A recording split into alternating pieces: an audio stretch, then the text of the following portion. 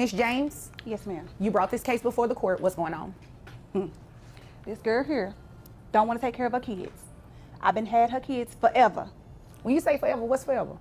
I've been basically the 4-year-old been with me since he was a baby. And now the 2-year-old, I got her little tail when she was 5 months. She's 2 now. She don't want to take care of them. She don't want to stop by when they want to see her. I did her a favor, let her go do some work and do these old hussies' hair. She want to follow and live the good life while I have her kids. So I need her to pay up. I need some help. I definitely agree you need some help. What's the issue? Your kids have pretty much been with your aunt their entire lives. Still my aunt. I don't even know if she really my brother's child. There she goes that again. Ooh, I provide okay. for my kids. I travel for my work, and I have to do hair, make appointments. You know, I'm Wait a busy. minute. Start over with what you were saying. I was too busy trying to drink this tea with what she just said about her brother.